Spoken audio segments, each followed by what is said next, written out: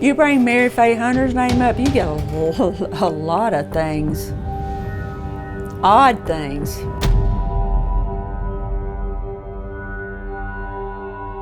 Overcame with emotion of us, just because we still didn't have any answers.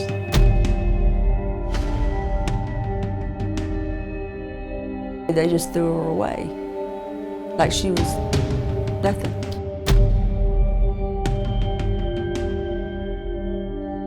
And for a long time, we, wonder why it was us.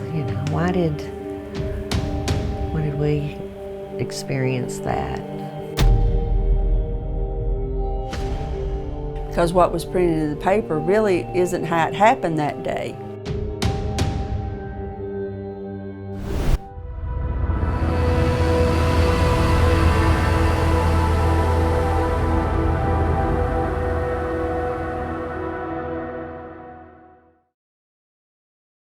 Our property, the road that we live on, North Bethel Road, feeds into the Wheeler National Wildlife Refuge. And my dad and my grandparents, they all, for years, had farmed land on the Wildlife Refuge. We were staying with our mama and papa. We got up, it was pretty that day. We went around the farm doing what we do. And then my mama said, Dewey, let's go fishing. We had to dig up our worms and load the car up with the fishing poles, and then we went to check on the cows that were down on the one part of the refuge. Then you go on around and you fish this spot, you don't catch nothing, so you go further around. Well, when we got to the slough, we all got out, so we got our sticks and we were walking out, we got our poles, and Mama and Papa was fishing. Connie and I, we were bored, and the water was down really, really low, so we could get across the water to the mud flats. So we're just playing around with our stick, we're flipping stuff, we're finding shells.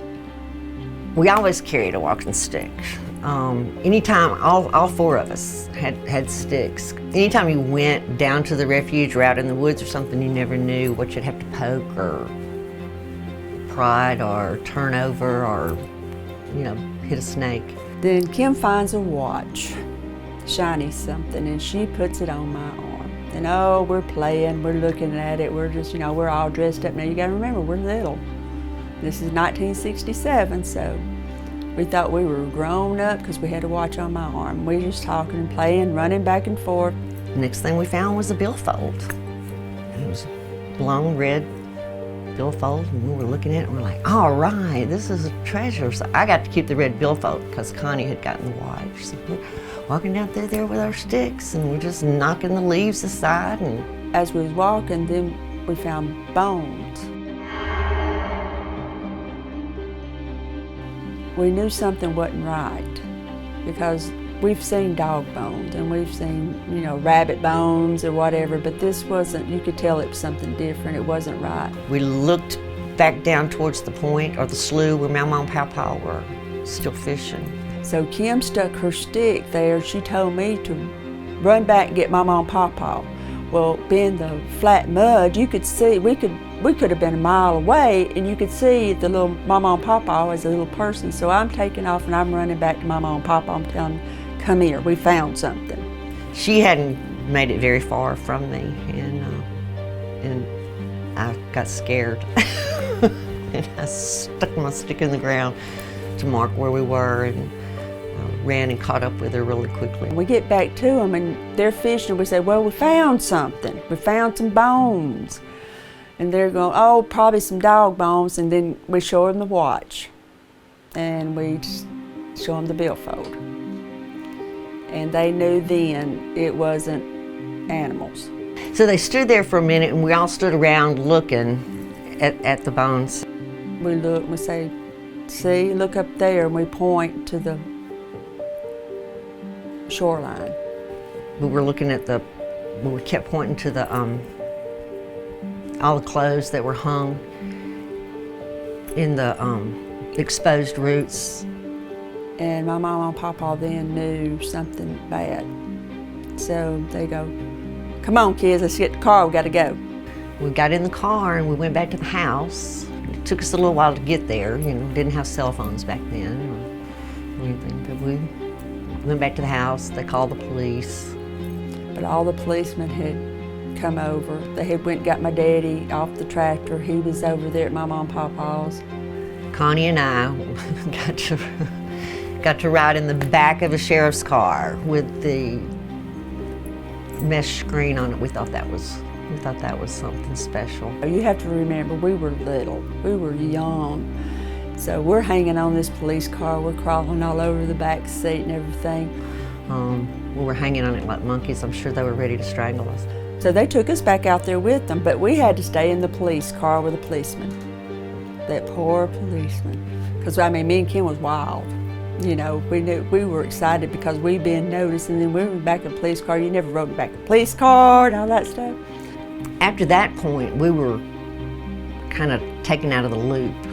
And we didn't understand then what was going on. We did understand that we had found the remains of the girl that had been missing. We could tell the grown-ups were nervous, but they kept trying to make sure we wasn't scared or nervous. The anonymous calls started coming into the house. They called it a crank call then. They were on a party line. And it turned out they had had several crank calls. But all of the first crank call came the night that we found her. We found her in the afternoon, early afternoon. And the first crank call came that night before it was in the paper. I think she got more than one phone call, and they put a tap on the telephone. She just was talking to him in a general conversation at first, and then she kind of got rattled. I do not know exactly what was said to her, or what I learned later was what was in the paper and what my dad and mom and my aunt shared with us later on, after we were older. But it was, just kind of general conversation, and then towards the end, it was more aggressive towards her as, you need to forget what you learned and, don't get involved. There was no involvement. We just found remains. I mean, there was nothing, we knew nothing other than we were fishing and having a great day, and then suddenly this happened. The mood around after the crank calls, they were very protective of us and very nervous. We had a dog named Blackie, and he just mysteriously up and died. Come around and said he was poisoned. We don't know why. The good old black shepherd dog had him for a long time. But yeah, just stuff like that would happen. It meant more to my grandparents to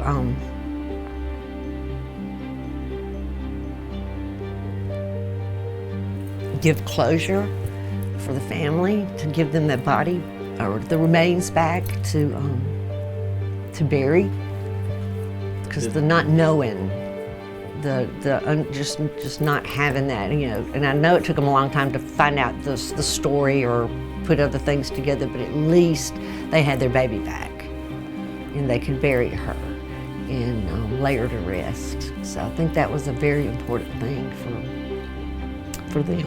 When her name was always mentioned, Mama and Papa, they felt sad.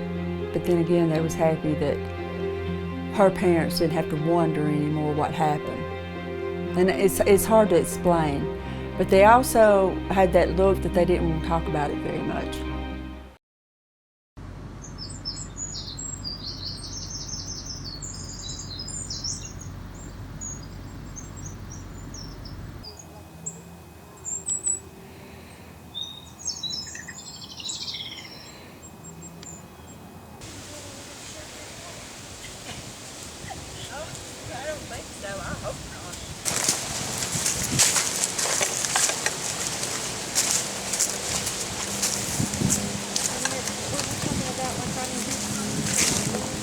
See, Mama was pointing to the things, pointing to the I don't think she was actually in that picture where she's pointing to something. She was pointing at the bank. We didn't find the stuff up at the bank. We found the stuff that it was out there, but nobody wanted to go out. I mean, go back out there.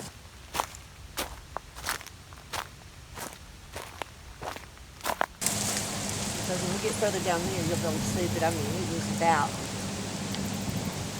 See, there's the channel marker. All of that would be dry mud. That would be dry flat. But right in here would be, Because we were still, I mean, we could still see them and everything, but I mean, I don't think we were up that close to the, as close to the dock as they say. let's take them to because the water was down so far they could walk out. And so I think that's why it was put that way. Let's walk down to the slough.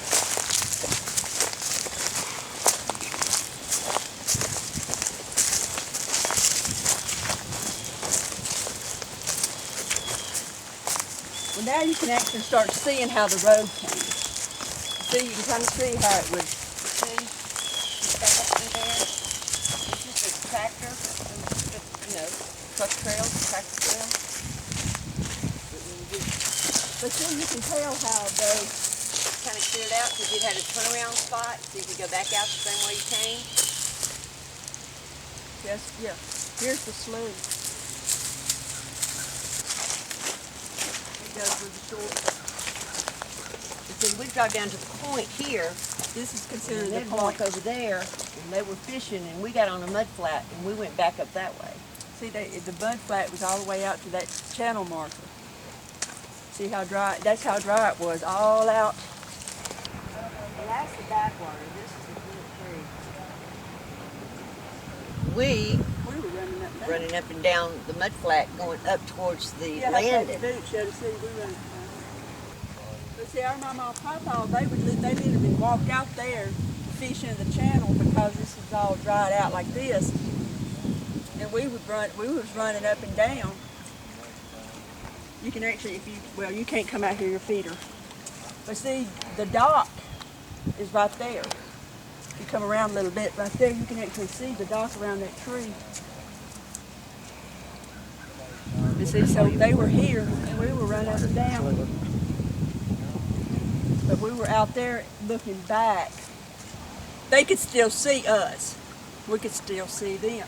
But you see where that tree is down? Where we showed you kind of where the tree's down right there? Not the big tree, the little one on up from it. We think it was around there. Closer to this end than it was to that the end. boat ramp itself. Because they were down all the way down here. There was stuff from hanging like up high, but it was down, washed out more, I should say. Yeah, our clothes were.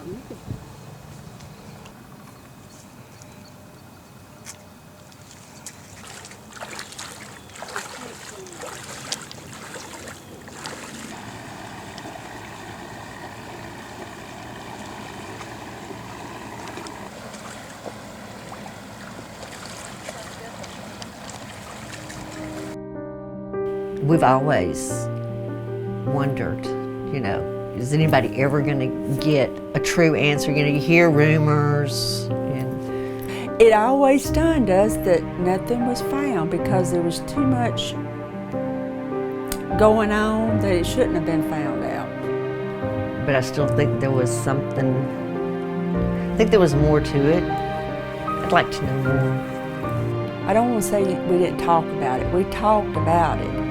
It's just that our grandparents and stuff, they didn't want to say anything in front of us.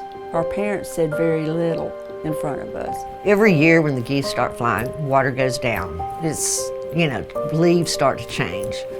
We I hate to say reminisce, but we remember her.